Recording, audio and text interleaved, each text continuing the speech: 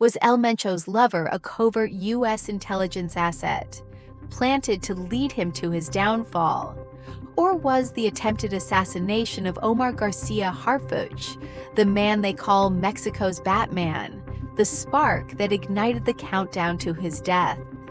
In the world of cartels, nothing happens by chance. Every bullet carries a message, and every betrayal is a death sentence. Who was El Mencho? The name that echoed through the most sensitive security briefings in the world. The man who turned the Jalisco New Generation Cartel into a force that terrorized entire nations, only to fall the same way he ruled his empire, with fire and bullets. His real name was Nemesio Oseguera Cervantes. Known by his alias El Mencho, he was one of the most feared leaders of organized crime in Mexico over the past decade.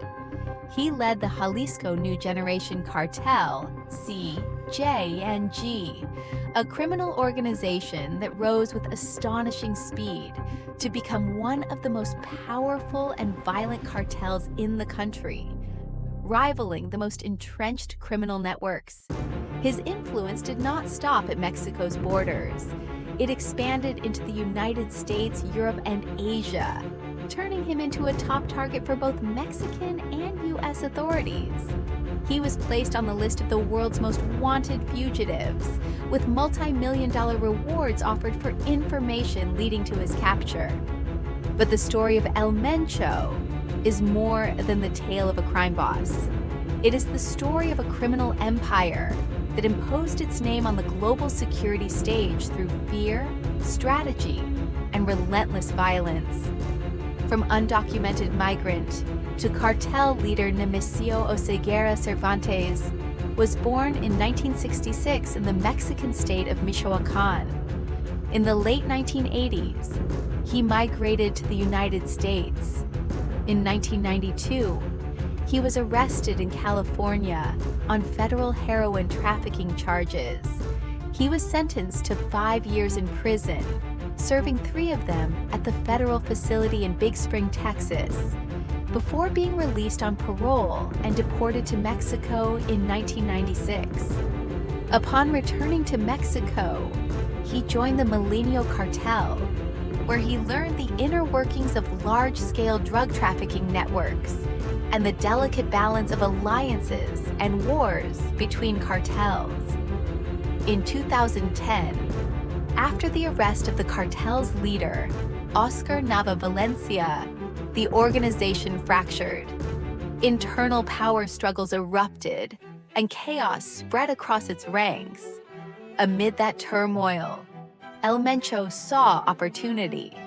He gathered his loyal followers and announced the formation of a new organization, the Jalisco New Generation Cartel. At first, he presented the group as a rising force fighting rival cartels, such as Los Zetas. But over time, the organization transformed into one of the most ruthless and violent cartels in Mexico, imposing its control over vast territories with brutal efficiency. Thus began a new and more dangerous chapter in Mexico's organized crime landscape. How did he become a nightmare for the state? CJNG was not merely a criminal gang operating in the shadows. It was built with a military-style structure. Its members were heavily armed, equipped with armored vehicles, and willing to confront security forces head-on. They used public displays of violence to instill fear and send clear messages to rivals and authorities alike. At the same time, they expanded strategically, seizing key trafficking routes and building international connections. Through this calculated blend of force, intimidation, and operational planning, the cartel became a transnational criminal powerhouse, with a network stretching across North America, Europe, and Asia. Authorities accused El Mencho of overseeing the trafficking of massive quantities of cocaine, methamphetamine, and fentanyl, the latter fueling one of the most devastating public health crises in multiple countries. The cartel's activities extended far beyond drug smuggling. It allegedly laundered millions of dollars through shell companies and fraudulent investments, while also engaging in kidnappings, extortion, and the targeted assassinations of security officials. In 2015, the cartel shocked the nation by shooting down a Mexican military helicopter during a direct confrontation with armed forces, a bold and unprecedented act that demonstrated its willingness to wage open war against the state. Mexican authorities launched large-scale operations to dismantle his network. Several of his family members were arrested, and significant financial assets were seized. The United States offered a reward of up to $15 million for information leading to his capture. Yet for years, he evaded arrest, protected by a complex web of loyalists and operational secrecy. Here comes the violent end. After years of pursuit involving Mexican forces, intelligence agencies, and cooperation with U.S. authorities, the decisive moment finally arrived. In the weeks leading up to the operation, investigators intensified their surveillance efforts, closely tracking and monitoring his alleged mistress, whose movements and communications ultimately provided critical intelligence about his whereabouts.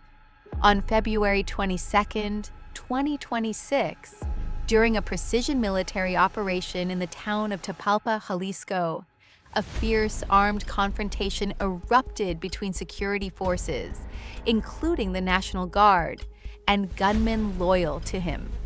El Mencho was struck by gunfire during the clash and died while being transported to the hospital. The operation triggered an immediate wave of violence. Vehicles were set ablaze, highways were blocked across multiple states, armed clashes and explosions erupted, and security was tightened around Guadalajara International Airport. Thus ended the life of one of the most feared cartel leaders of the past decade, a man who built his empire through weapons and terror, and ultimately fell in the same manner. But is the story truly over? This is the question now on everyone's mind. Or was it merely the closing of one chapter and the beginning of something even more dangerous? History shows that when the head of a criminal empire falls, the vacuum does not remain empty for long. Internal power struggles ignite, ambitious lieutenants see opportunity, and sometimes a new leader emerges, harsher, more calculating, and far less visible. Will the Jalisco New Generation Cartel fragment, or will it reorganize under new leadership, perhaps even more ruthless than before? El Mencho's death was a significant blow. But in a war as long and complex as this one, the true ending does not come with the fall of a single man. It comes with the collapse of the entire system. And now, the world waits to see. Was that the end? Or just the beginning once again?